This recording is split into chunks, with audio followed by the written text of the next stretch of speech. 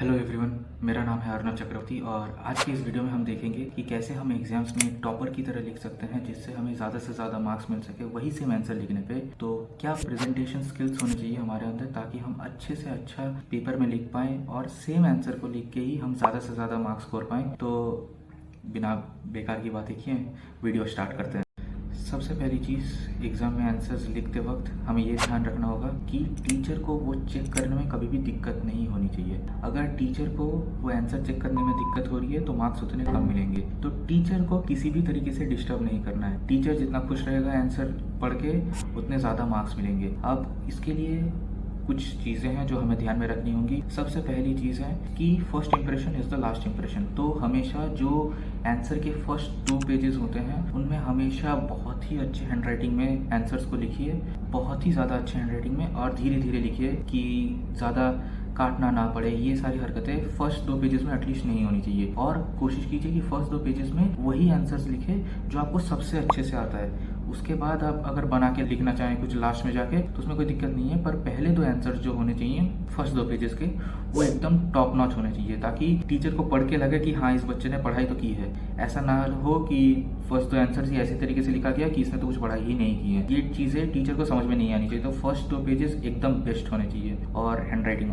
Third चीज़ जो हमें answer लिखते वक्त ध्यान रखना पड़ेगा वो है कि फर्स्ट थिंक देन राइट। बहुत सारे ऐसे बच्चे होते हैं जो कि कुछ भी लिखते रहते हैं या किसी भी तरीके से आंसर को स्टार्ट कर देते हैं। वो नहीं करना है। पहले हमें सोचना है कि क्वेश्चन ये है, इसका आंसर का ये स्ट्रक्चर होना चाहिए, इस तरीके से मैं आंसर को लिखूंगा, ये पॉइंट्स में लिखूंगा, ये नहीं लिखना है। तो ये सारी चीजें पहले सोच ले, उसके बाद लिखना स्टार्ट करें। बहुत बच्चे ऐसे होते हैं कि जो लिखना स्टार्ट कर देते हैं फिर बीच में जाके उनको पता चलता है अच्छा ये इतना जरूरी नहीं था, या ये पॉइंट नहीं लिखना है इसमें, या ये सही नहीं लग रहा है, ये पैटर्न में जो मैंने लिखा है इस तरीके से ये सीक्वेंस में सही नहीं लग रहा है। तो पहले आंसर को लिखने से पहले सोच लीजिए, उसके बाद आंसर को लिखना स्टार्ट कीजिए। फोर्थ पॉइंट जो हमें ध्यान में रखना पड़ेगा वो है कि अगर कहीं पे हमारा मिस्टेक होता है, कट होता है, तो वहां पे ऐसे गिच करके ये सब हरकतें नहीं करनी है। हम बड़े हो गए हैं तो अब बस 1 लाइन ऐसे कट कर दीजिएगा, वो मिस्टेक इनफ है दिखाने के लिए टीचर को कि ये मिस्टेक है। Max to max double line, पर वो भी कोशिश कीजिए कि ना करें आप double line. Single line is the best cut. और ऐसे जो ऐसे गिच बच्चों की तरह कर देते हैं वो सारी चीजें मत कीजिए, उसमें आंसर शीट और डर्टी दिखता है। तो वो हरकतें एग्जाम में लिखते वक्त मत कीजिएगा और अगर हो सके तो अवॉइड ही कीजिएगा मिस्टेक्स करना।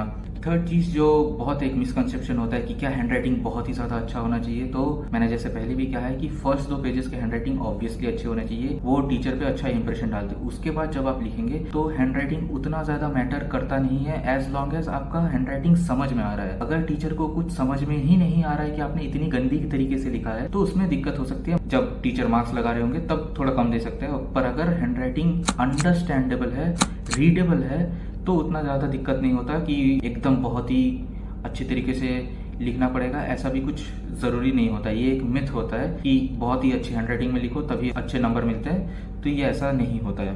फोर्थ पॉइंट है कि हमेशा जब भी आप आंसर लिखे तो हमेशा आंसर को पॉइंट वाइज लिखे। ऐसा नहीं कि पैराग्राफ पे पैराग्राफ, पेजेस पे पेजेस लिखे जा रहे हैं। हमेशा टीचर्स जो मार्क्स देते हैं, अगर 5 मार्क्स का क्वेश्चन है तो मैक्स टू मैक्स 6 पॉइंट्स से 8 पॉइंट्स तक बहुत ज़्यादा होता है। उसमें अगर आप पॉइंट वाइज आंसर लिखेंगे तो बहुत ज़्यादा चांसेस होते हैं कि आपको अच्छे से अच्छे नंबर मिल पाए। पर वही चीज़ें आप ऐसे ही बिना मतलब के पैराग्राफ पे पैराग्राफ बढ़ाए जाएंगे, आपको आंसर का मेन जिस्ट पता ही नहीं है, किसी भी तरीके से बस आंसर को खींचे जा रहे हैं। उसमें बहुत बार ऐसा होता है कि टीचर को ये चीज़ समझ में आ जाती है और इतने बड़े बड़े आंसर्स टीचर्स पढ़ते भी नहीं है। वो लोग डायरेक्ट 5 मार्क्स में से 3 मार्क्स 2 मार्क्स ऐसे बैठा के छोड़ देते हैं आंसर को।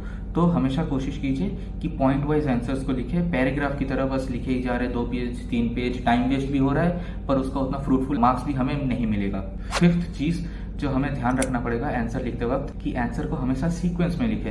ऐसा नहीं कि फर्स्ट आंसर लिखा, फिर फिफ्थ आंसर लिखा, फिर 7th लिख लिया, फिर सेकंड लिखा। ये चीज़ें मत कीजिएगा। हमेशा कोशिश कीजिए कि आंसर 1 से एकदम स्टार्ट करें। अगर 2 अभी ध्यान में आ नहीं रहा तो उसके लिए जगह छोड़ दे, फिर थर्ड वाला लिखे। थर्ड वाला अगर याद नहीं आ रहा तो उसके लिए जगह छोड़ दे, फिर फोर्थ वाला लिखे। पर हमेशा जगह छोड़ के लिखे क्योंकि टीचर को दिक्कत नहीं होनी चाहिए जब वो पेपर चेक करे।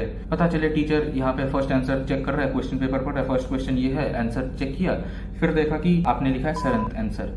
टीचर फिर पेज पलटेगा क्वेश्चन पेपर का, देखेगा कि 7th क्वेश्चन कहाँ पे है, फिर क्वेश्चन पढ़ो, फिर से आंसर चेक करो। अगर टीचर को दिक्कत हुई तो मार्क्स फिर वो कम देते हैं। तो हमेशा कोशिश कीजिए कि आंसर हमेशा सीक्वेंस में लिखें। फर्स्ट वन, अगर सेकंड नहीं आता छोड़ दीजिए, कोई नहीं, जगह छोड़ दीजिए, थर्ड वाला लिखिए। थर्ड वाला नहीं आता, फोर्थ वाला, मतलब थर्ड वाला का जगह छोड़ दीजिए, फोर्थ वाला स्टार्ट कीजिए। पर ऐसा ना हो कि फर्स्ट वाला लिखा, फोर्थ लिखा, फिर सेवन्थ लिखा, फिर सेकंड लिखा।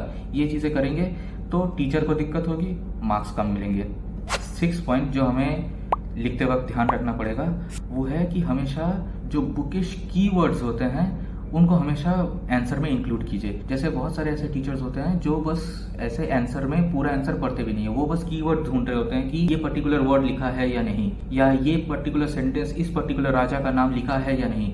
अगर वो चीज एक उनको मिल जाता है तो वो उसके बाद पूरा आंसर पढ़ते भी नहीं है कि क्या पॉइंट्स लिखे क्या नहीं लिखे। अगर उनको 4-5 कीवर्ड्स दिख जाते हैं तो वो बस उसी से पूरा आंसर चेक कर लेते हैं कि बस ठीक है, इसको पता होगा। फिर तो हमेशा कोशिश कीजिए कि कीवर्ड्स में आंसर लिखे। जो बुकिश 2-3 कीवर्ड्स होते हैं, हमेशा कोशिश कीजिए कि एनसीईआरटी का बुकिश लैंग्वेज का ऑब्वियस सी बात है आप उसको एक्सप्लेन करके लिखेंगे, पर जो कुछ मेन कीवर्ड्स होते हैं उनको याद कर लीजिए। अगर उनको आप याद करके वो कीवर्ड्स अगर आप आंसर के अंदर फिट कर पाएं तो नॉर्मली टीचर्स वो बस कीवर्ड्स देख के उसी पे मार्क्स दे देते हैं। उतना वो लोग आंसर में उतना ध्यान देते नहीं है कि इसने क्या लिखा है, सेंटेंस का क्या सेंस बन रहा है या नहीं। बस कीवर्ड्स देख के बहुत सारे टीचर्स उसी में भी चेक करके चले जाते हैं। तो कीवर्ड्स बहुत ज्यादा इंपॉर्टेंट हो जाते हैं। लास्ट और मेन पॉइंट है कि हमेशा जो भी आप लिखेंगे, जो मेन पॉइंट है, मान लीजिए कोई एक आंसर है उसके 5 पॉइंट्स है, 5 पॉइंट्स का जो मेन जिस्ट पॉइंट है उसको हमेशा अंडरलाइन कर दीजिए। उसके बाद जो उसका एक्सप्लेनेशन है उसको आप ऐसे लिख सकते हैं, पर जो मेन जगह है, जो मेन वर्ड्स हैं जो आपको लगता है, उन सब वर्ड्स को अंडरलाइन कर दीजिए ताकि उसके ऊपर टीचर को ज्यादा फोकस जाए उन वर्ड्स पे। तो उनको पता चल जाए कि अच्छा इस बच्चे को पता है कि ये कीवर्ड है, इसने इस पे